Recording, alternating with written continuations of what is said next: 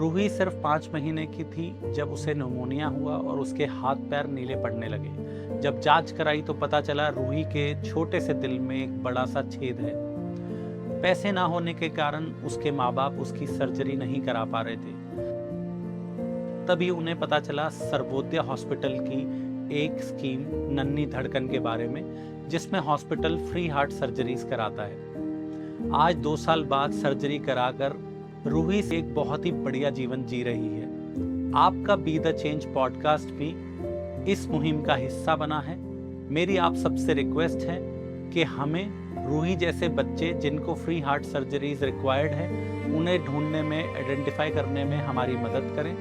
अगर आप इस कॉज के साथ जुड़ना चाहते हैं तो इस नंबर पर कांटेक्ट करें और इस रील को मैक्सिमम लोगों तक फॉरवर्ड करें। धन्यवाद।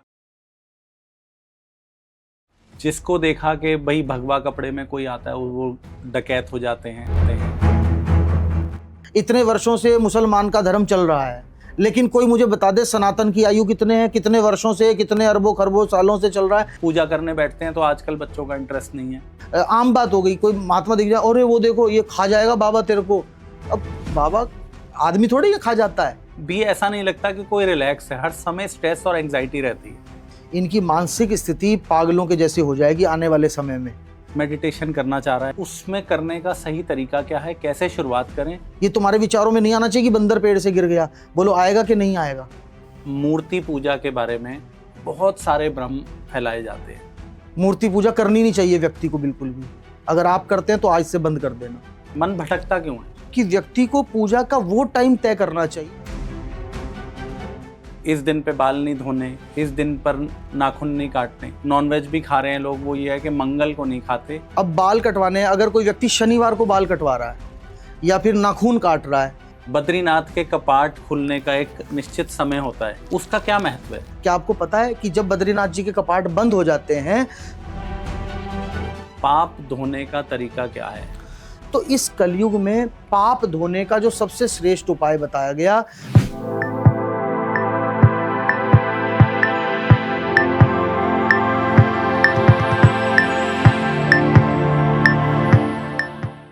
नमस्कार दोस्तों, स्वागत है आपका बी द चेंज पॉडकास्ट में, जहां हम आपको मिलवाते हैं ऐसे लोगों से जो समाज में सकारात्मक सोच को बढ़ाते हैं और बदलाव ला रहे हैं।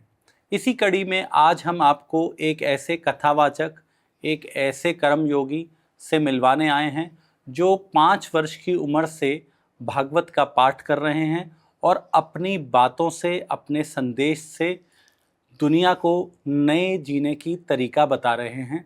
आइए मिलते हैं आचार्य देशमुख वशिष्ठ जी से। आचार्य जी, आपका स्वागत है बी द चेंज पॉडकास्ट में। बहुत धन्यवाद। सबसे पहले तो मैं आपको धन्यवाद देना चाहूँगा जो आपने हमारे लिए समय निकाला। बहुत ही कम समय में कन्फर्मेशन देकर आपने हमें मौका दिया। मैं आपका बहुत बहुत आभारी हूँ। आचार्य जी, मैं सबसे पहले, आप जितने मैं आज तक सुनता हूँ, आप एक बहुत ही यंग आचार्य हैं। इसका बैकग्राउंड बताइए। देखिए, आज के यूथ को हमें आध्यात्मिक मार्ग पर चलाना है तो हमारे जैसे संत महापुरुषों को आगे आना पड़ेगा, क्योंकि जो यूथ सोच के व्यक्ति हैं वही उनके माइंड को सेट कर सकते हैं। क्योंकि आज जो मूवीज़ आ रही हैं या सोशल मीडिया के माध्यम से हमारे यूथ को ना भटकाया जा रहा है जी। विभिन्न धर्मों के द्वारा ऐसी क्लिपिंग्स बनाई जाती हैं, ऐसी वीडियोस बनाई जाती हैं जहां सनातन के ऊपर घात करने का प्रयास किया जाता है। कई बार हमारा युवा जिनका माइंड सेट नहीं है, उनका माइंड वॉश कर लेते हैं वो लोग, तो पथभ्रष्ट हो जाते हैं जी। तो सनातन में भगवान की कृपा से हम लोग जो आए हैं, हमारा ये उद्देश्य और कर्तव्य है कि हमारे यूथ को हम अपने साथ जोड़ करके रखें और उनको आगे चलाने का आध्यात्मिक दृष्टिकोण से प्रयास करते रहें। महाराज जी, इसमें मेरा भी एक ऑब्जर्वेशन है। मैं बहुत से पॉडकास्ट करता हूँ, मिलता हूँ अच्छे लीडर्स से, तो हमने पिछले 1 साल की जर्नी में ये ऑब्ज़र्व करा कि जब हमने पीछे 30-40 साल देखा तो हिंदी मूवीज़ में कुछ ऐसा वो बनाया गया, एक छवि बनाने की कोशिश करी कि सनातन धर्म खराब है, जिसको देखा कि भाई भगवा कपड़े में कोई आता है वो डकैत हो जाते हैं। हाँ हाँ हाँ, मतलब अब जैसे अभी हमने 1 साल में रियलाइज करा ये चीज। ये षड्यंत्र है। जी।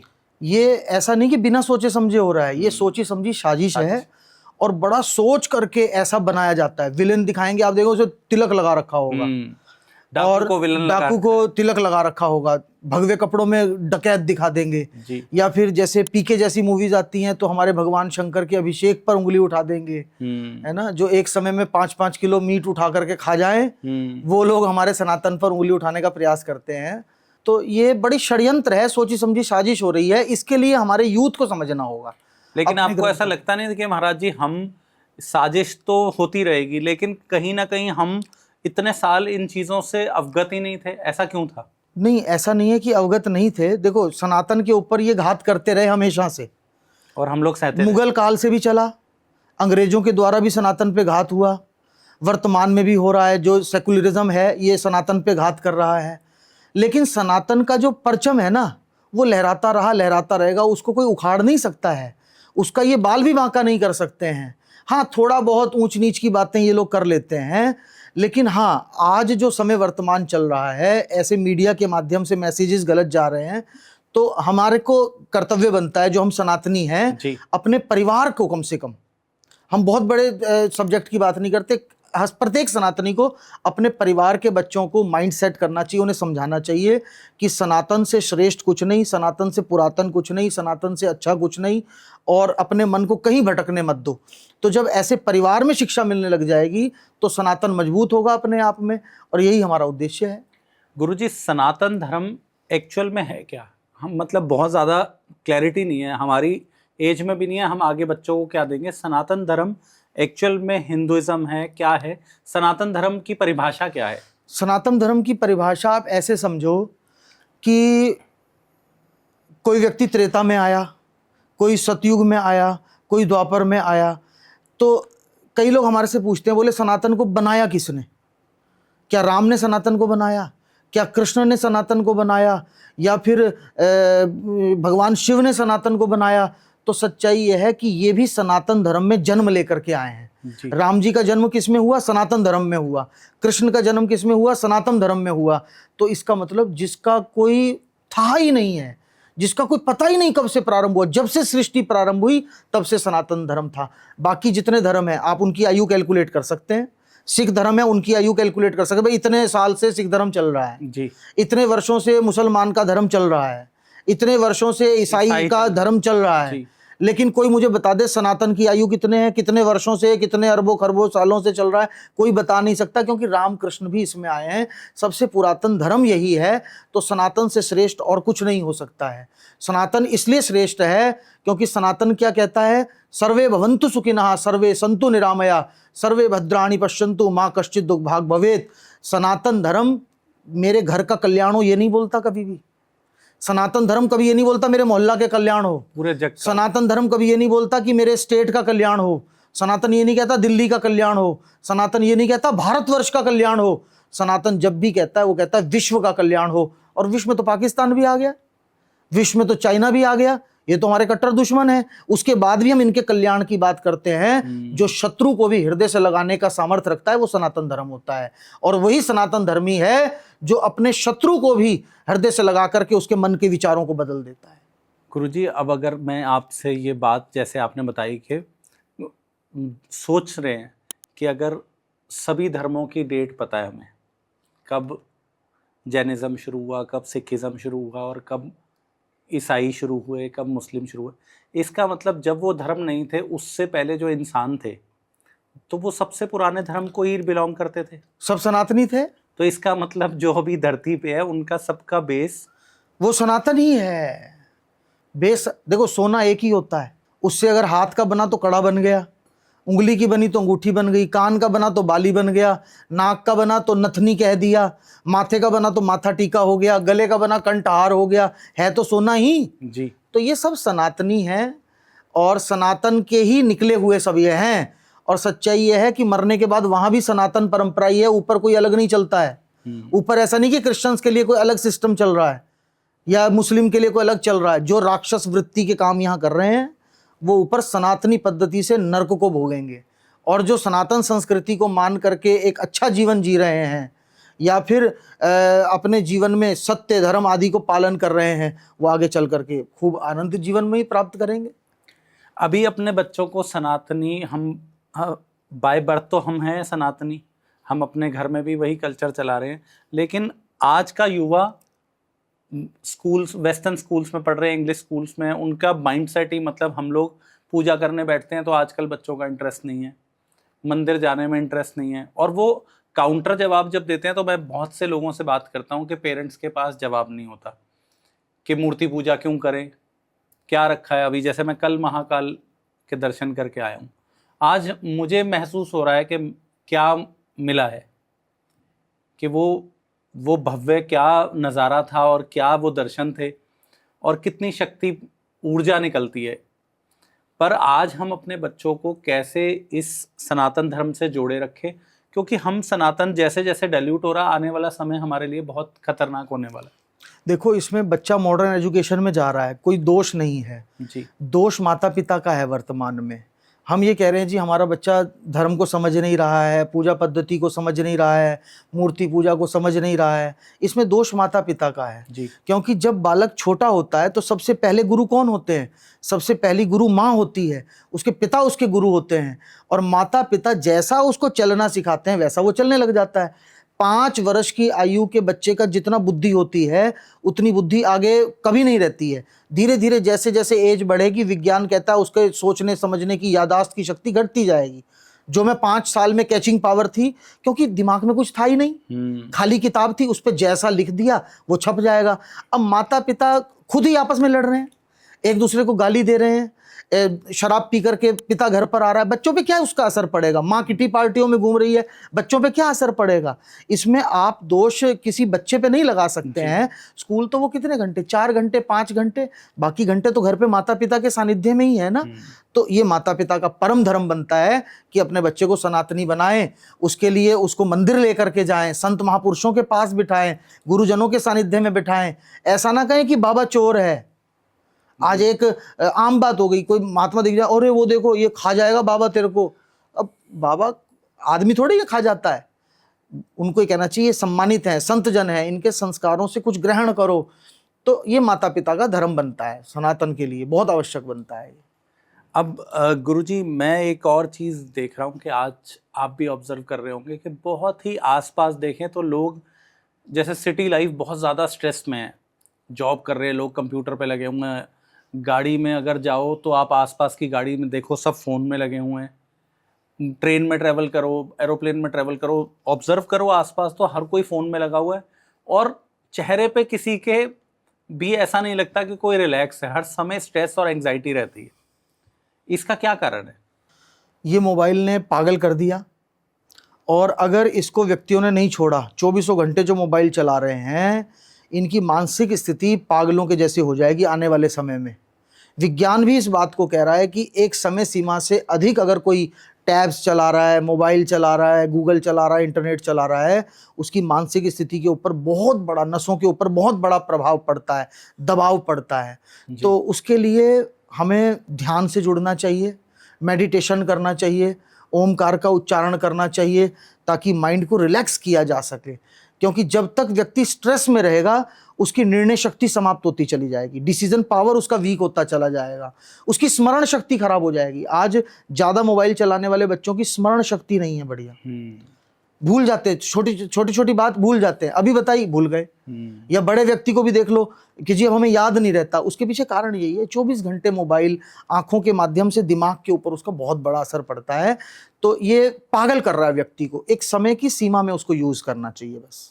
महाराज जी, ये बताइए कि हम मेडिटेशन करना चाहते हैं, या कोई आज एक आदमी सनातन के लिए जागरूक हो रहा है, मेडिटेशन करना चाह रहा है या कोई प्रेयर करना चाह रहा है, उसमें करने का सही तरीका क्या है? कैसे शुरुआत करें और कैसे उसमें मन लगाए? जैसे मैंने भी बहुत बार कोशिश करा है, थोड़ा बहुत करते हैं, कोशिश करते हैं, लेकिन जैसे ही ध्यान लगाने की कोशिश करते हैं तो मन में कुछ और आता है, नोट आते हैं, गाड़ियां आती हैं, बच्चे आते हैं।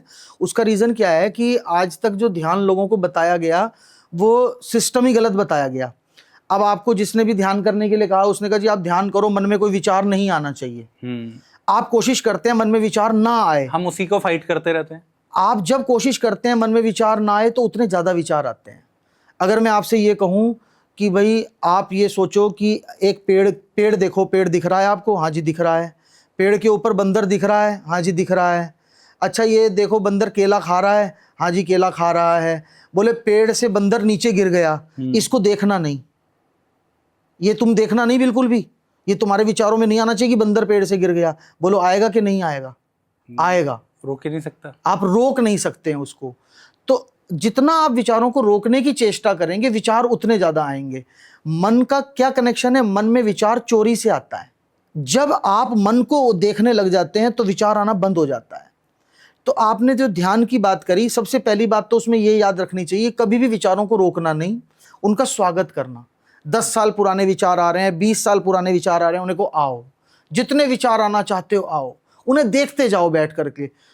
मात्र 2 से 4 मिनट में होगा क्या, विचार आने बंद हो जाएंगे, क्योंकि आपने मन पर दृष्टि जमा दी, आप मन को देखने लगे।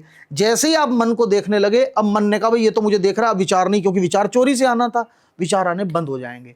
दूसरी बात ध्यान की ये है कि जैसे कोई बच्चा होता है, सबसे पहले प्राइमरी में जाता है पढ़ने के लिए, फिर धीरे धीरे वो आगे बढ़ता है, बड़ा होता है, तो वो 10वीं 12वीं करता है, फिर कॉलेज में जाता है, फिर MBBS करता है, तब वो डॉक्टर बनता है।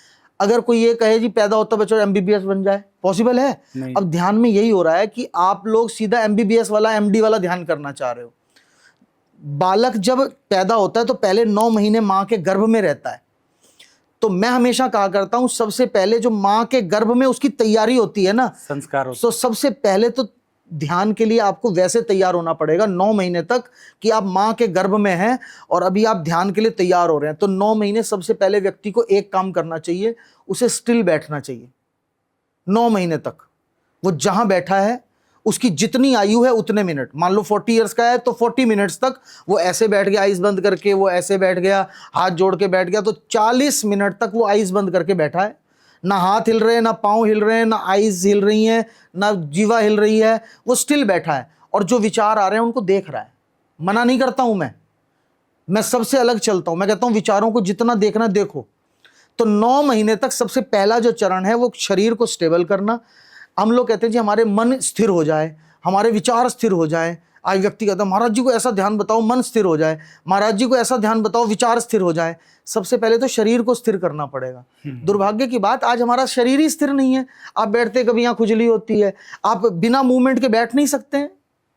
आपको अगर हम कह दें कि आपको आधा पौना घंटा बिना हिले डुले बिल्कुल स्टिल बैठना है, तो आप 1 मिनट के अंदर आपको ऐसा लगेगा मैं लुढ़क जाऊंगा, मैं गिर जाऊंगा। शरीर ही जिसका स्टेबल नहीं है, उसका मन क्या खाक स्टेबल होगा, उसके विचार क्या खाक स्टेबल होंगे। तो सबसे पहले काम किया जाता है शरीर के ऊपर, और जब शरीर स्टेबल होने लगता है फिर धीरे धीरे विचारों के ऊपर, फिर मन के ऊपर काम किया जाता है। तो 6 स्टेप्स में ध्यान करते हैं, इतना समय नहीं है, तो 6 स्टेप्स होते हैं ध्यान करने के। कभी विशेष इसका आप एपिसोड केवल ध्यान का बनाएंगे तो मैं जरूर बताऊंगा। वो 6 स्टेप्स में फिर धीरे धीरे व्यक्ति चरम सीमा पर ध्यान के पहुंच सकता है। गुरुजी, जैसे ध्यान की आपने बात करी तो मन स्थिर हो जाता है, एंग्जाइटी कम होती है, स्ट्रेस कम होता है, मैंने करके भी देखा है, बहुत फर्क पड़ता है। अब ये बताइए कि मूर्ति पूजा के बारे में बहुत सारे भ्रम फैलाए जाते हैं, सब कंफ्यूज रहते हैं। महाराज जी, जैसे हम जल अभिषेक करते हैं, भस्म आरती हमने देखी, इन सब चीज़ों का क्या महत्व है? देखिए हम समझ गए आप जो पूछना चाह रहे हैं। आज युवा पीढ़ी के मन में बहुत ये रहता है मूर्ति पूजा ठीक है या नहीं है, मूर्ति पूजा ठीक है या गलत है महाराज जी। तो मैं एक बात कहा करता हूं कि मूर्ति पूजा करना बिल्कुल गलत है। मूर्ति पूजा करनी नहीं चाहिए व्यक्ति को बिल्कुल भी। अगर आप करते हैं तो आज से बंद कर देना, बिल्कुल भी मूर्ति पूजा मत करना, क्योंकि मूर्ति पूजा करने से भगवान नहीं मिलता, ना प्रसन्न होता है। भगवान को भगवान मान करके अगर पूजना हो तो भगवान मिलता है। अगर मूर्ति को पत्थर मान करके आप पूज रहे हैं तो वो इफेक्टिव नहीं होगा। यदि आप उस मूर्ति को परमात्मा मान करके भजन कर रहे हैं उसका। आप उज्जैन गए, महाकालेश्वर गए, यदि आपने पत्थर का बाटा समझ लिया, उसको पत्थर का टुकड़ा समझ लिया और वहां जाकर के आप अभिषेक भी कर रहे हैं, तो आपके ऊपर कोई इफेक्ट पड़ने वाला नहीं है। लेकिन यदि उस मूर्ति के अंदर आपको परमात्मा दिख रहे हैं और परमात्मा की आप सेवा कर रहे हैं, तब मूर्ति पूजा करने का फायदा है, नहीं तो मूर्ति पूजा करने का कोई फायदा नहीं। इसलिए मैं कहूंगा मूर्ति पूजा मत करो, आप उस मूर्ति में बैठे हुए साक्षात परमात्मा की पूजा करो। आपने ये बहुत ही अलग विचार से हमें समझाया। महाराज जी, जब हम पूजा करने बैठते हैं तो पूजा करते वक्त मन फिर मोबाइल देख रहा है, कभी इधर से कोई जा रहा है, मन भटकता क्यों है? सच्चाई है कि हमारे मन में ना एक समय में हजारों लाखों विचार चलते रहते हैं। व्यक्ति पूजा करने के लिए बैठता है तो उसको याद आता है कि अरे मैंने तो यार वहाँ से इतने पैसे मंगवाने थे उससे, वो फ़ोन मिला, अरे भैया उससे इतने पैसे ले लेना, या फिर मैंने वहाँ पर इतना पैसा दिया था वो उसके पता करना है मुझे, अरे मुझे तो फलानी मीटिंग में जाना है। या फिर माताएं बहनें जब पूजा करने के लिए बैठती हैं तो उनको क्या, अरे मेरे तो किट्टी पार्टी का टाइम हो रहा है, जल्दी जल्दी पूजा करनी है, जाना है। या पूजा करने बैठी, सबसे प्रॉब्लम क्या, दूध वाला आ गया बाहर, दूध वाला आने वाला है, फटाफट माला कर रही है, उसका ध्यान नहीं लग रहा है। तो क्योंकि मन में इतने विचार चल रहे हैं, ये काम भी करना है, वो काम भी करना है, मीटिंग में जाना है, अब फलानी किट्टी पार्टी में जाना है, फलाना व्यक्ति घर आने वाला है, इस वजह से वो पूजा को बहुत बहुत जैसे कहते हैं घास काटना, बस वो ऐसे एक औपचारिकता कर देता है। तो मैं इसके लिए कई बार एक बात बोला करता हूँ कि व्यक्ति को पूजा का वो टाइम तय करना चाहिए जिस समय वो बिल्कुल शांत है, जिस समय उसके पास कोई काम नहीं है, बिल्कुल फुर्सत का समय भगवान को दे दे। मैं उसके बिजी टाइम में से मांग ही नहीं रहा हूँ, फुर्सत का समय। आप कहेंगे जी फुर्सत तो दिन भर मिलती नहीं, मैं कहूँगा रात को टाइम दे दो भगवान के लिए। आप सारा दिन बिजी हैं, आप बिजी रहिए और भगवान करे आप बहुत बिजी रहें, लेकिन रात का जब समय आए आप अपना मोबाइल स्विच ऑफ करो, मंदिर में भगवान के साथ बैठ के बात करो, थोड़ी देर आप उनके लिए कुछ बोलो, उनकी सुनो, तो आपकी कन्वर्सेशन भगवान के साथ हो, दो दो बातें हो और भगवान को आप समझ सको, पहचान सको आप, तब उसका फायदा है। और जब भी आप पूजा पाठ करने के लिए बैठे, माला करने के लिए बैठे, मन नहीं लगता है तो क्या करें, पहले 10-15 मिनट कीर्तन करें। ओम नमो भगवते वासुदेवाय, श्री कृष्ण गोविंद हरे मुरारी, या फिर आजकल बहुत चल रहा है, हमारे प्रेमानंद जी महाराज सबको प्रेरणा दे रहे हैं, राधे राधे राधे राधे राधे राधे राधे राधे, ताली बजाकर कीर्तन करें। उसके बाद आप पूजा करने बैठें, आपका मन निश्चित लगेगा। लेकिन टाइम के लिए मैं बार बार कहूंगा कि जो आपको लगता है कि मेरा फ्री टाइम है, आप उस समय बेशक बैठिए, रात को बैठिए बेशक जा करके, लेकिन जब आप भगवान के लिए बैठ गए तो फिर भगवान के हो जाओ उस समय फिर आपका कनेक्शन दीन दुनिया में मोबाइल से, परिवार से, रिश्तेदारों से, व्यापार से, किसी से नहीं होना चाहिए, एक भगवान के साथ होना चाहिए। और मैं एक और चीज भी कहूंगा कि जरूरी नहीं है कि आप 1 घंटा पूजा करो, आप 2 घंटे पूजा करो, बिल्कुल नहीं। 1 घड़ी आधी से पुनियाद और तुलसी संगत साधकी कटे कोटि अपराध। आप आधी घड़ी बैठ करके भगवान के हो जाओ, लेकिन उस समय बस उसी के हो जाओ, किसी और का ध्यान ना रहे। अब हम क्या देखते हैं, मंगलवार को हनुमान जी के मंदिर में लाइन लगी होती है जी, इतनी भीड़ है बूंदी चढ़ाने वालों की। अच्छा, वो बार बार पीछे देख रहा है, मेरे 50,000 के जूते कोई उठा के ना ले जाए, अरे मेरी बाहर गाड़ी पार्किंग में लगी है, कोई ठोक के ना चला जाए, नई गाड़ी है, अरे महाराज मैं नई बाइक लेके आया हूँ, कहीं कोई चाबी लगा के मेरी बाइक ना उठा के ले जाए। वो जाता है अंदर हनुमान जी के आगे, ऐसा जनमान ज्ञान गुण सागर जय कबीर लोग जाकर फटाफट से बूंदी चढ़ाई आ गए। मैं पूछना चाहता हूँ, क्या सोमवार को हनुमान जी मंदिर में नहीं मिलते जी, या बुधवार को वो एब्सेंट हो जाते हैं? जो मंगलवार को हनुमान जी बैठे हैं वो सोमवार को भी थे और बुधवार को भी होंगे। अगर आपको मंगलवार को टाइम नहीं है तो कोई आपके ऊपर प्रेशर थोड़ी है कि आप मंगल को ही जाएं। आपके पास मंगलवार को समय नहीं है, आप बुधवार को चले जाइए।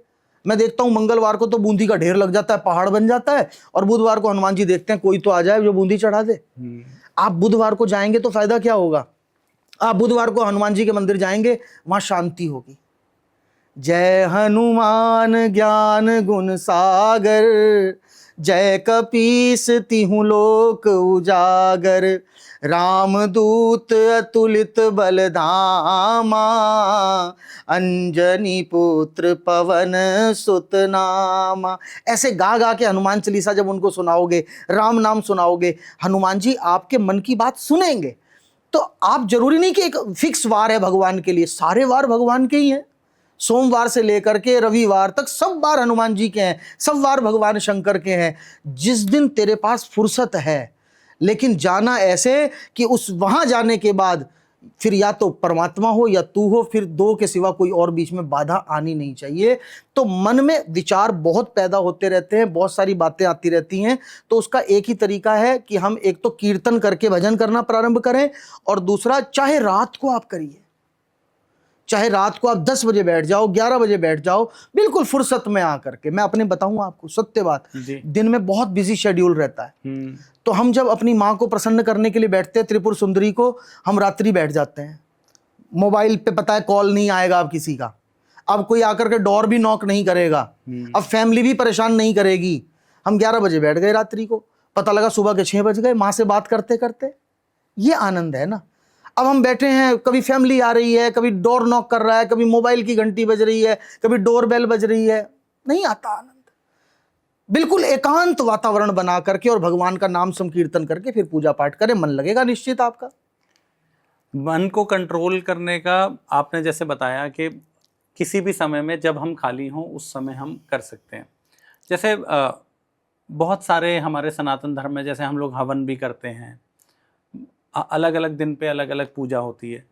अब इसी के साथ एक कई सारी भ्रांतियाँ हैं, जैसे कि इस दिन पे बाल नहीं धोने, इस दिन पर नाखून नहीं काटने, या बहुत ज़्यादा देखा जाता है कि जो नॉनवेज भी खा रहे हैं लोग वो ये है कि मंगल को नहीं खाते या शनि को नहीं खाते या बाकी सारे दिन। इस पर आपके क्या विचार हैं? ये सब शास्त्र में कहा गया है, जो इनको मानते हैं उनकी लाइफ में कुछ अच्छा रहता है। और मैं तो आज आपके चैनल के माध्यम से कहना चाहूँगा कि इन बातों को मान करके देखो, थोड़े ही समय में आपको असर आने लगेगा। जैसे बाल कटवाने की आपने बात कही जी, अब बाल कटवाने, अगर कोई व्यक्ति शनिवार को बाल कटवा रहा है या फिर नाखून काट रहा है तो उसके ऊपर दोष हो जाता है। गुरुवार बृहस्पतिवार को यदि कोई जाकर के बाल कटवा रहा है तो उसके ऊपर दोष हो जाता है। वहीं वो बुधवार को, शुक्रवार को अपने बाल कटवा रहा है, नेल्स कटवा रहा है, तो उसका व्यापार बढ़ेगा, अच्छा, उसका धन धान्य बढ़ेगा। क्योंकि शुक्र ग्रह, बुध ग्रह, ये क्या कहते हैं, ये कहते हैं कि आप साफ सफाई बना करके चलो, थोड़ा अच्छा सा लगने चाहिए। तो उस समय आप अपने हेयर्स को कट करवा रहे हैं, नेल्स को कट करवा रहे हैं बुधवार को और शुक्रवार के दिन, तो आपका व्यापार बढ़ेगा, धन धान्य बढ़ेगा। और वहीं आप मंगलवार के दिन अगर कोई ऐसा कर दे, कोई बृहस्पतिवार के दिन कर दे, तो उसमें आयु की भी कई बार हानि हो जाती है, एक्सीडेंट्स हो जाते हैं, कई बार व्यक्ति को व्यापार में हानि मिल जाती है। तो इन चीज़ों का बहुत इफेक्ट है। और वैसे तो मानो तो मैं गंगा माँ हूँ, ना मानो तो बहता पानी, पर सच्चाई यह है कि शास्त्र में कहा गया और इनको मानना भी चाहिए। गुरुजी, अब जैसे हम इन चीज़ों को मान लेते हैं, लेकिन उनको अब जैसे खाना क्या खाना है, खाने के बारे में बात करते हैं। जैसे नॉनवेज खा लेते हैं लोग, अब नॉनवेज इस दिन खाना है या उस दिन खाना है, भगवान के तो फिर सारे दिन है। तो नॉनवेज खाने को कह कौन रहा है? नॉनवेज तो खाना ही नहीं चाहिए। ये मैंने पहले भी 1-2 बार बोला ये बात, और कई मंचों पे तो मैं सदा ये बात बोलता हूँ कि आप मांस भक्षण करके अपने पेट को शमशान घाट क्यों बना रहे हो? आप जिसको खा रहे हैं वो मुर्दा ही तो आपके पेट में जा रहा है, और मुर्दे कहाँ जाते हैं? कब्रिस्तान और शमशान घाट में जाते हैं। तो आप तो अपने पेट को शमशान घाट और कब्रिस्तान बना रहे हो अगर आप नॉनवेज खा रहे हो तो। और बहुत लोग ऐसे हैं जो हमारी वीडियोस को देख करके, जिन्होंने हाथ में गंगा जल लेकर के संकल्प किया कि महाराज जी अब हम मांस भक्षण नहीं करेंगे। तो भैया ऐसा कोई दिन निश्चित नहीं है जिस दिन आप मांस खा सकें, ऐसा कोई दिन नहीं है। पाप करने का कोई दिन नहीं, पुण्य करने के लिए सारे दिन है जी। अभी महाराज जी आप रिसेंटली बद्रीनाथ गए हैं। जी जी। बद्रीनाथ के कपाट खुलने का एक निश्चित समय होता है, उसका क्या महत्व है? देखिए, बद्रीनाथ जी का जो कपाट है वो 6 मास तक के लिए बंद रहते हैं जी, और 6 महीने खोले जाते हैं। जब 6 महीने कपाट खुलते हैं तो उस समय मनुष्यों के द्वारा भगवान बद्रीनाथ जी की पूजा होती है। तो मनुष्यों में हम किसको भेजते हैं अपनी ओर से? हमारी ओर से रावल जी महाराज, जो साउथ के ब्राह्मण हैं, वो आकर के भगवान का स्पर्श करते हैं और 6 महीने तक उनका अभिषेक करते हैं मनुष्यों की ओर से। और 6 महीने के बाद देवता वहां पर आते हैं और देवता आकर के आग्रह करते हैं कि अब भगवान बद्रीनाथ जी का अभिषेक हमें करने का अवसर दिया जाए। तो फिर रावल जी के द्वारा वो देवताओं को पूजा समर्पित करके कपाट बंद कर दिए जाते हैं। क्या आपको पता है कि जब बद्रीनाथ जी के कपाट बंद हो जाते हैं तो भीतर जो नारद जी महाराज हैं वो साक्षात प्रकट हो जाते हैं। ऊपर से सब पंडा इत्यादि नीचे आ गए, लेकिन वहां साक्षात रावल जी प्रकट हो गए, भगवान नारद जी प्रकट हो गए, और प्रकट होकर के साक्षात नारायण जी का वो अभिषेक जैसे रावल जी करते हैं वैसे 6 महीना तक करते हैं। तो उनकी पूजा पद्धति नारद जी के द्वारा, देवताओं के द्वारा संपन्न की जाती है, इसलिए 6 महीने तक कपाट बंद रहते हैं। ऐसे ही अलग अलग धर्म स्थल हैं हमारे सनातन धर्म में। कोई साउथ इंडिया में तिरुपति बालाजी मंदिर को जा रहा है, ज्योतिर्लिंग 12 ज्योतिर्लिंग हैं, बांके बिहारी मंदिर है, क्या इन सब मतलब अगर एक सनातनी है वो किस चीज को फॉलो करे? बहुत लोगों के मन में ये सवाल आता है। देखिए, जहां श्रद्धा बैठती है व्यक्ति की, आपकी जहां श्रद्धा बैठ जाए, ये अंतर थोड़ी है अलग। मैंने अभी क्या कहा, सोना एक ही है, गहनों के नाम बदले हुए अलग अलग रूप है, शक्ति तो एक ही है। आप अभी महाकालेश्वर गए हैं तो महाकालेश्वर और बद्रिकाश्रम अलग थोड़ी है, किसने कहा? हरि और हर तो एक है। और मैं तो ये कहा करता हूं, जो हरि और हर में भेद करता है उससे बड़ा पापी कोई नहीं है। कई लोग जाके कहते हैं जी हमारा बद्रिकाश्रम में हम जाते हैं, हमारा तो उज्जैन जाने का मन नहीं करता, तो वो पाप कर रहे हैं, पुण्य नहीं कर रहे हैं। सब एक हैं, इनमें कोई भेद नहीं है, कोई अंतर नहीं है। अंतर करने वाला पुण्य नहीं पाप कर रहा है। जी। अब ये बताओ महाराज जी, जाने अनजाने बहुत सारे पाप हो जाते हैं, मनुष्य अपना व्यापार कर रहा है, बहुत सारी चीजें हैं, जीवन जी रहे हैं, पाप धोने का तरीका क्या है? हम एक कदम भी रखते हैं ना तो हमसे पाप हो जाता है। जी। भाई आपने कदम रखा, नीचे को चींटी आके मर गई, कोई कीट पतंगा मर गया आपके पाँव के नीचे, वो भी तो पाप है। जी। हम भोजन कर रहे हैं, उसमें कितने बैक्टीरियाज हैं, उनका भक्षण कर जाते हैं, वो भी पाप है। तो इस कलयुग में पाप धोने का जो सबसे श्रेष्ठ उपाय बताया गया, कलयुग केवल नाम आधारा, सुमर सिमर नर उतरहि पारा। हमारे आदरणीय प्रेमानंद बाबा जी महाराज एक बात पूरे विश्व को समझा रहे हैं और लोगों की समझ में आ रही है, हमें अच्छा लग रहा है। वो कह रहे हैं अगर आप अपने पापों को धोना चाहते हो तो पाप धोने का एक आरा है, और वो आरा क्या है? राधा नाम आरा है। आपके पास समय दिन भर में 1 घंटे का निकलता है, आप रात को 11 बजे फ्री होते हैं, आप रात्रि 11 बजे से 12 बजे तक राधा राधा राधा राधा राधा राधा रटते, वो आपके पाप धोने का कार्य कर रहा है। आप सुबह सुबह जल्दी जग जाते हैं कि भाई सुबह के समय पे वाइब्स बहुत अच्छी होती हैं, दूसरा कोई डिस्टरबेंस नहीं होती है, बोले हम तो सुबह 4 बजे उठकर 6 बजे तक 2 घंटा स्नान करेंगे, उसके बाद राधा राधा राधा, वो पाप धोने का साधन है। तो कलयुग में पाप धोने के लिए भगवान का नाम का आश्रय लिया जाता है। भगवान बड़े बड़े स्तोत्र से उतने शायद प्रसन्न ना हो, बड़ी बड़ी स्तुतियों से शायद उतने प्रसन्न ना हो, बड़ी बड़ी आरतियों से शायद उतने प्रसन्न ना हो, जितना भगवान अपने नाम को सुन करके प्रसन्न हो जाते हैं। और उसमें भी भगवान राधा रानी का जब कन्हैया जी नाम सुनते हैं तो वो गदगद हो जाते हैं कि हमारी प्रियतमा का नाम ये भक्त ले रहा है, मुझे इस पर करुणा करनी है, और वो फिर भक्त के पापों को धो देते हैं भगवान आके। गुरुजी, जब हम कर्म कर रहे हैं और हम, आपने बताया कि हम नाम जप भी कर सकते हैं, प्रेमानंद महाराज जी के पास तो हर कोई जा रहा है, और आज आप लोग सनातन का एक ध्वज लेके चल रहे हैं। मैं जितनों से ही मिलता हूँ और मुझे बहुत ही पॉजिटिव वाइब्स आप लोगों से और आता है, जितने महाराज जी हैं। क्या आपको ऐसा लगता है कि आज के दौर में सोशल मीडिया, आज की यूथ बहुत ज़्यादा है, सोशल मीडिया पे आप जैसे प्रेरणा स्रोत लोगों का आना और अपना ज्ञान देना कितना ज़रूरी हो गया? एक ना किसी चीज़ का समय चलता है, भाई ये टाइम चल रहा है, ये टाइम चल रहा है सोशल मीडिया का। जी। सोशल मीडिया पे हम ये कहें केवल बुरा ही बुरा है तो ये कहना गलत होगा। वो तो एक मीडिया है, वहाँ अच्छी चीज़ भी मिलती है और बुरी चीज़ भी मिलती है। अब वो सामने वाले व्यक्ति पे निर्भर करता है वो क्या ग्रहण करना चाह रहा है। तो जो बुराई ग्रहण करना चाह रहा है वो केवल बुराई को ढूंढता है उसमें, जो अच्छाई को ग्रहण करना चाह रहा है वो अच्छाई को ढूंढता है।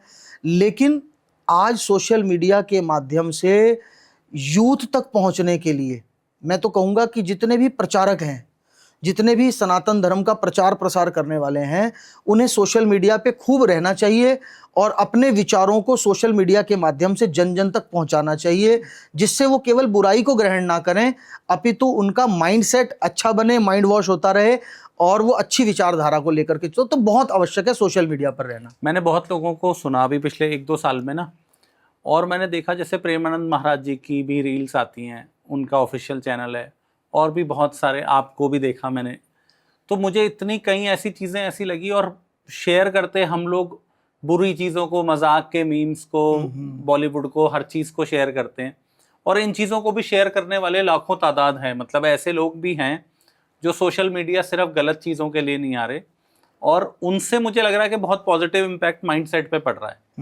काफ़ी पॉजिटिव हो रहा है ये चीज़। वो बहुत अच्छा है, सोशल मीडिया का ज़माना है और उसका हमें लाभ लेना चाहिए। और सनातन धर्म के बारे में आपको बताने का इससे अच्छा मीडियम, क्योंकि आज का जो यूथ है वो किसी आपके भागवत में आके तो इंटरेस्टेड नहीं है, बहुत कम। पहले कैसेट चलती थी जी, फिर सीडी चलने लगी, उसके बाद पेन ड्राइव का जमाना आया, अब ये सोशल मीडिया का चल रहा है जी। अपनी बात को पूरे विश्व के जन जन तक पहुंचाने का साधन है, इसका लाभ लेना चाहिए। केवल बोलने वालों को नहीं, जो सुनने वाले हैं मैं उनसे भी ये बात कहूंगा कि बुरी चीजें मत देखो, हंसी मजाक की चीजें, मीम्स मत देखो। आपको जो ज्ञान मिल रहा है ना, उस ज्ञान को ग्रहण करो, ये आगे काम आएगा। ये हंसी मजाक ये चीजें काम आने वाली नहीं है।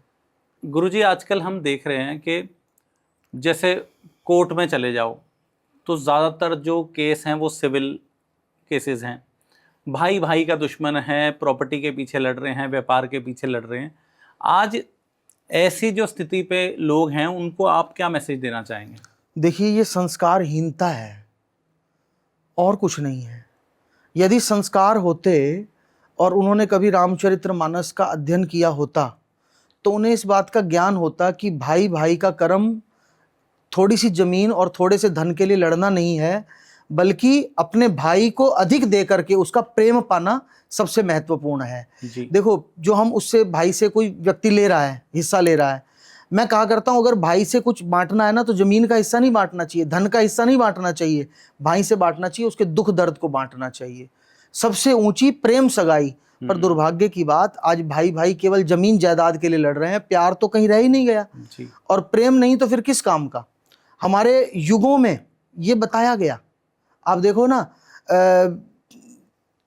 त्रेता के अंदर भी भाई भाई को लड़ाने का प्रयास किया गया। जी। राम को और भरत को लड़वाने का प्रयास किया केकई और मंथरा की नीति के द्वारा। जी। लेकिन भरत बदले नहीं, राम बदले नहीं, उन्होंने कहा हमारा प्यार कोई घटा नहीं सकता। तो दोनों का प्यार आज तक अमर हो गया, लोग उनकी कहानियां सुना रहे हैं। फिर उसके बाद युग बदला, फिर आया द्वापर युग। अच्छा, द्वापर युग में भी भाई भाई की लड़ाई हुई। करवाने वाला कौन था? शकुनी था। कौरव और पांडवों को दोनों को आपस में लड़वाया। लेकिन वहां क्या हुआ, क्योंकि युग बदल गया था तो वहां पर वो जो शकुनी था, जो बुराई थी, वो असर कर गई, तो भाई भाई आपस में लड़ गए। अच्छा, अब आ गया कलयुग। अब कलयुग में तो घर घर मंथरा बैठी और घर घर शकुनी बैठा है। कोई चाहता नहीं भाई भाई प्यार से रहें, लड़वाने के लिए तैयार हैं। तो मैं तो आपके चैनल के माध्यम से जो भाई है ना, उनको यही निवेदन करूंगा, ये दुनिया वाले नहीं चाहते कि आप एक मुट्ठी होकर के रहो, लेकिन एक मुट्ठी होकर के रहोगे तो आपकी जीत है। और अगर खंडित हो जाओगे, टूट जाओगे चंद रुपयों के लिए और थोड़े से जमीन के टुकड़े के लिए, तो आप जीते नहीं, आप हार गए हो। वो सब कमा करके भी आपने खो दिया है। और अगर आपने अपने भाई को दे दिया ना हिस्सा एक बार को कि तू रख ले, तो आपने सब कुछ दे करके भी आपने बहुत बड़ी उपलब्धि को पा लिया है। तो ये संस्कारों में बात आती है और इसे हमें धारण करना चाहिए। जी। गुरुजी, आज 25 नवंबर 2025 है, जिस दिन हम शूट कर रहे हैं। आज बहुत बड़ा ऐतिहासिक दिन है सनातन धर्म के लिए, क्योंकि आज राम मंदिर पर ध्वज का लहराया गया है। इतना समय क्यों लग गया एक सनातनी देश में ध्वज को लहराने में? देखिए, जब हम कोई अच्छा कार्य करने चलते हैं ना, तो उसमें कई बार समय लग जाते हैं। राम मंदिर की जिस समय भगवान की प्राण प्रतिष्ठा हुई, उसके लिए भी मुहूर्त निकाला गया, बड़ा शुभ मुहूर्त निकाल करके भगवान की प्रतिष्ठा करनी है। जी। अब शिखर के ऊपर ध्वज लगाना है। आज आपको पता है, आज भगवान श्री राम और माँ जानकी का मैरिज एनिवर्सरी डे है। अच्छा। आज के दिन सीताराम जी का विवाह संपन्न हुआ था, इसलिए आज का दिन ये तय किया गया कि आज के दिन भगवान के उस मंदिर के शिखर पर ध्वज लहराया जाएगा। जब सीताराम जी का विवाह शुभ मुहूर्त में संपन्न हुआ था, उस दिन ध्वज लहराया जाएगा। हमारे शास्त्र हैं, हमारे पुराण हैं, धर्म ग्रंथ हैं, सभी धर्म ग्रंथों में, सभी शास्त्रों में, सभी पुराणों में मंदिर की शिखर के ऊपर ध्वज लगाने की बड़ी महिमा बताई गई है। जी। जो तीर्थों में जाकर के कोई ध्वज लगाता है, कोई शिव के मंदिर पर, कृष्ण के मंदिर पर, राम के मंदिर पर, दुर्गा के मंदिर पर ध्वज लगाता है, उस व्यक्ति के लिए बैकुंठ और शिवलोक के द्वार खुल जाते हैं। इतनी बड़ी महिमा ध्वज लगाने की है। और ध्वज जैसे लहराता है, उसी गति से व्यक्ति की यश, कीर्ति, ऐश्वर्य, वैभव लहराया करता है। तो मैं तो ये बात कहा करता हूं कि प्रत्येक व्यक्ति को अपने जीवन में तीर्थों में जाकर, मंदिरों में जाकर या अपने आसपास के किसी मंदिर में जाकर के ध्वज जरूर लगाना चाहिए, क्योंकि ध्वज लगाने के बाद आपके लिए बैकुंठ और शिवलोक के द्वार तक सुलभ हो जाते हैं और आपका यश, कीर्ति, ऐश्वर्य, वैभव लहराने लग जाता है। तो आज जो भगवान के उस मंदिर के शिखर के ऊपर ध्वज लहराया है, ये अपने आप में अद्वितीय है, अलौकिक है। और हम उस ध्वज को यहाँ से नमन करते हैं, बारंबार प्रणाम करते हैं। और अपने राष्ट्र की जो हमारी वर्तमान सरकार है, जिनके द्वारा ये शुभ दर्शन हमें देखने को मिला, पूर्व वर्षों में भगवान राम जी का मंदिर, उनका प्राण प्रतिष्ठा उत्सव, जी। और आज भगवान के मंदिर के शिखर पर ध्वज देखने को मिला। तो मैं ब्राह्मण का बेटा होने के नाते इस सरकार को बहुत बहुत साधुवाद, मंगल कामना देता हूं कि भगवान इनको बनाए रखे, और इसी प्रकार जैसे राम जी के मंदिर को बनाया और राम के मंदिर के शिखर पर ध्वज को लहराया है, ऐसे जल्दी जल्दी समय आए जब मथुरा में ये आए और आकर के कृष्ण जन्मभूमि पर भगवान की प्राण प्रतिष्ठा हो और उस शिखर के ऊपर भी हमारे सनातन का परचम लहराए। हम उसके भी कामना करते हैं। क्या बात। महाराज जी, जैसे आपने बात करी अयोध्या मंदिर की, और अब वृंदावन की भी तैयारी हो रही है, मथुरा वृंदावन की। मैं महाकाल होकर आया, महाकाल लोक बनाया गया। मैंने अपने इतनी उम्र में इतने स्थान देखे, लेकिन इतना साफ, इतना मेंटेन्ड, मतलब एक सनातनी होने पे ना गर्व होता है कि इतने अच्छे से। बाहर देखते हैं तो नॉर्मल एक, जैसे हमारा यूपी एमपी के शहर हैं, पुरानी टियर 3 सिटीज़ हैं, और अंदर एंटर करते ही इतना अच्छा प्रोविज़न, इतना अच्छा प्रोविज़न, तो देखकर ऐसे लगता है कि हाँ, हमारे लिए कोई एक सरकार है जो सोच रख रही है सनातनियों के लिए और काम कर रही है। जितना सनातन धर्म में है ना, उतना कहीं और आपको मिलेगा ही नहीं, और जितना सनातन दे सकता है कोई और दे भी नहीं सकता है। विश्व के कल्याण की बात कोई और धर्म नहीं कर सकता है। विश्व के कल्याण की बात मेरा सनातन ही कर सकता है, सनातन के सिवा कोई नहीं कर सकता। और सनातन की जो ऊंचाई है उसकी बराबरी भी कोई नहीं कर सकता। लाख व्यक्ति प्रयास कर ले, उसकी बराबरी भी नहीं कर पाएगा, उसको नीचा भी नहीं गिरा पाएगा, क्योंकि सनातन पुरातन हमारा है और सबसे श्रेष्ठ है। अभी हम हिंदू राष्ट्र की बात करते हैं, हम कहते हैं भाई हमारा सनातन धर्म ये हिंदू धर्म है और हमारा भारतवर्ष, क्योंकि हम बाकी विश्व में देखो, कोई मुस्लिम बन गई सारा, कोई देश क्रिश्चियंस का बन गया, लेकिन हिंदुओं का तो कोई है ही नहीं। तो अब एक डिमांड हो रही है हिंदू राष्ट्र बन जाए, तो ईसाइयों को इनसिक्योर फील हो रहा है, मुसलमानों को इनसिक्योर फील हो रहा है। उन्हें लग रहा है कि जब ये हिंदू राष्ट्र बन जाएगा भारतवर्ष, तो हमें उठा करके यहाँ से बाहर फेंक देंगे। उन्हें सनातन की महिमा का ही नहीं पता जी, उन्हें हिंदू राष्ट्र के महत्व का ही नहीं पता।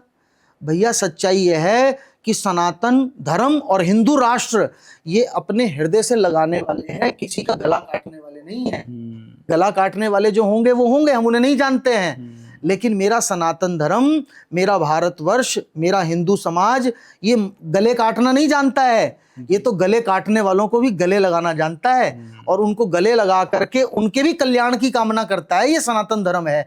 जब हिंदू राष्ट्र बन जाएगा ना, तो एक पक्षी भी स्वतंत्र होकर आकाश में उड़ेगा, एक पशु भी स्वतंत्र होकर के, उसे डर नहीं लगेगा कोई मेरी गर्दन उड़ा देगा। अब जी, मनुष्यों की तो बात छोड़ दो कि मनुष्य कोई मारा जाएगा हमारे हिंदू राष्ट्र के अंदर, पशु और पक्षी भी स्वतंत्र होकर के जय जयकार करेंगे। वो राम राज्य होगा। आपने अभी मेरे से बात की थी सनातन धर्म को आप कैसा देखना चाहते हैं। मैं ऐसा देखना चाहता हूं अपने भारतवर्ष को, जहां हिंदू राष्ट्र आकर के स्थापित हो जाए, और उस हिंदू राष्ट्र के अंतर्गत मनुष्य ही नहीं, एक कीड़ा, एक मकोड़ा, एक पतंगा, एक पक्षी, एक पशु, वो भी स्वतंत्र होकर राम की जय जयकार करे। ऐसे की हम कल्पना कर रहे हैं। आपकी कल्पना साकार हो महाराज जी, ऐसा हम एक सनातनी, हर सनातनी चाहता है, ताकि हम सब मिलकर प्यार से रहें और अपने देश की जो गौरव है, वैभव है, उसको आगे बढ़ाते चलें। आपको बात बताते हैं, अभी हमने जब राम मंदिर का निर्माण अभी प्रारंभ नहीं हुआ था, जी,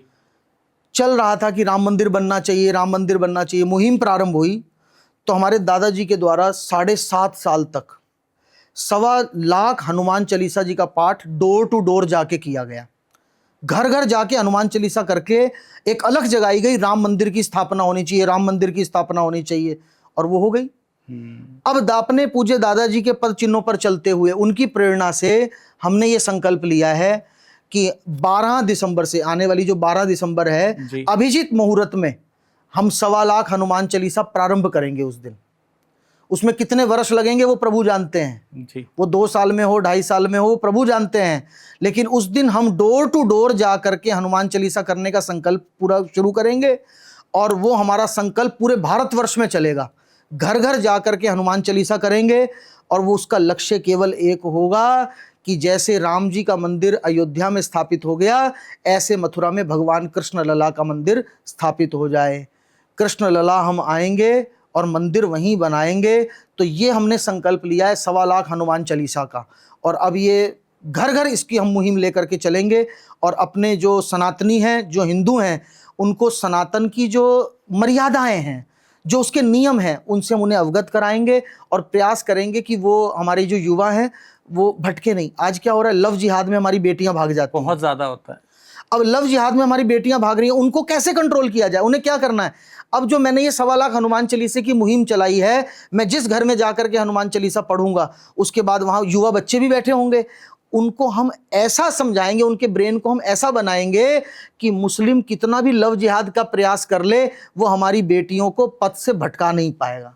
तो ये मेरा लक्ष्य है कि जो लव जिहाद चल रहा है, इसको कैसे रोक लगाई जा सकती है। घर घर जाके अपनी बेटियों को, अपनी बहनों को हम समझाएंगे कि बेटियों, बहनों, ये तुम्हारा केवल प्रयोग करने के लिए ऐसा तुम्हें करते हैं, तुमसे प्यार व्यार कोई नहीं करता है, और तुम 2 4 10 दिन के उनके लगाव के चक्कर में 20 साल के माता पिता के स्नेह को खो देते हो जी। तो उनको जब हम इससे अवगत कराएंगे तो हमारी बहू बेटियों को कोई पथ से भटका नहीं सकता है। तो लव जिहाद को रोकना भी मेरे इस 1.25 लाख हनुमान चालीसे का एक उद्देश्य है। तो दोस्तों, आज आप मिले हो महाराज जी से, और महाराज जी ने जो संकल्प लिया है, बी द चेंज पॉडकास्ट भी इस मुहिम का हिस्सा ज़रूर बनेगा। और हम भी चाहते हैं कि हिंदू राष्ट्र बने हमारा देश और सनातन का जय जयकार हो, ताकि हम जो इस धरती पर रह रहे हैं सभी बहुत प्यार से रहें और वैभव अपने देश का कायम करें।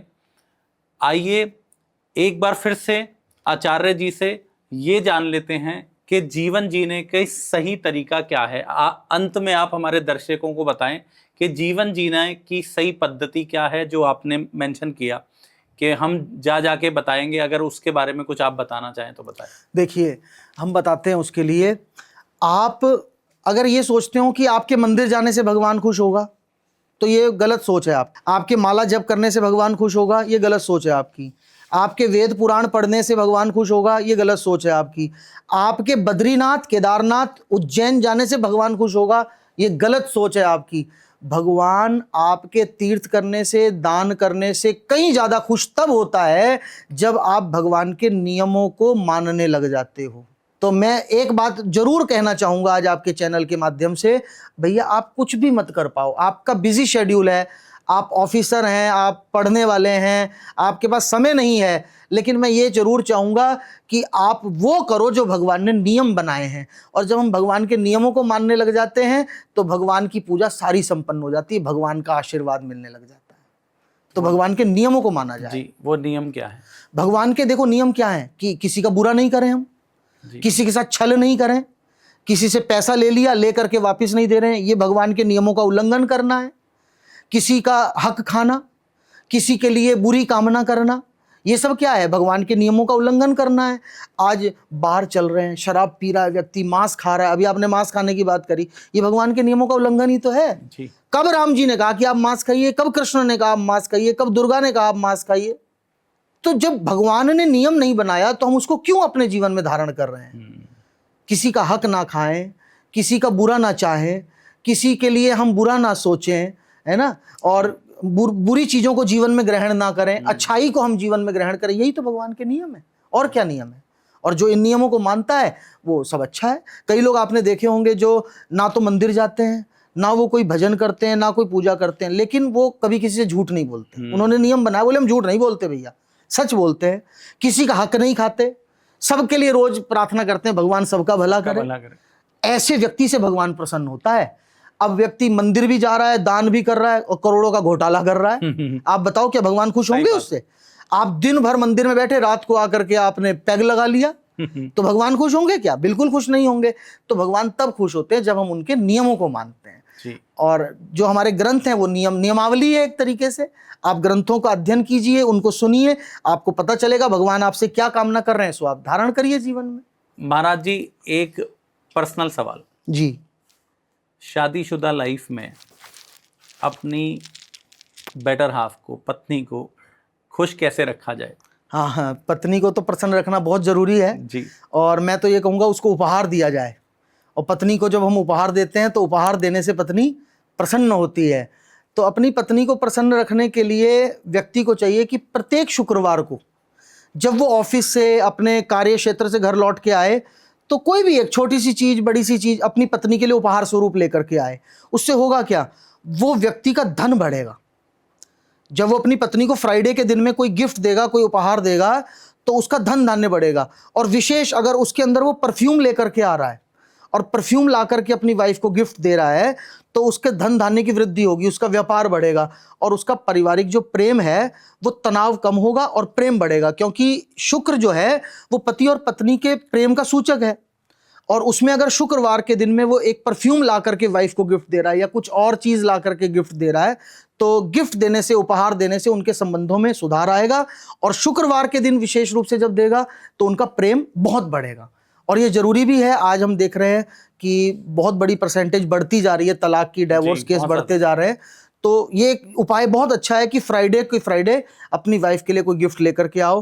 तो इसमें जितनी वाइफ्स हैं सब बहुत खुश हो जाएंगी। मैं भी यही बोलने वाला था। अब सब पति अपनी वाइफ्स के लिए गिफ्ट लेकर के आएंगे और पति भी खुश हो जाएंगे कि अब जो झगड़ा रहता है उनके घर का झगड़ा भी समाप्त हो जाएगा इस उपाय से। आपका ये कंटेंट बहुत ज्यादा वायरल करने वाली है। स्पेशली हमारी जो ऑडियंस में लेडीज हैं वो अपने हस्बैंड को जरूर भेजेंगी कि महाराज जी ने बताया है। हाँ, नहीं, और आप जितने हस्बैंड हैं वो अपनी वाइफ को दे भी, क्योंकि ये निश्चित रूप से हमने अनेक बार इसको देखा है। जिन लोगों ने फ्राइडे का ये उपाय हमारा बताया हुआ किया, उनके घर में बड़े बड़े झगड़े उनके समाप्त हो गए, सॉल्व हो जाता है। आपको कहीं किसी के पास जाना नहीं पड़ेगा, घर बैठे सॉल्यूशन हो जाएगा इसका। आपने तो इतनी बड़ी प्रॉब्लम जो हमारा देश जूझ रहा है आजकल, युवा पीढ़ी जूझ रही है, उसके लिए बड़ा एक छोटा सा बहुत छोटा सा ये है, और ये उपाय बड़ा सटीक है, बहुत सटीक है। बहुत बहुत धन्यवाद गुरुजी।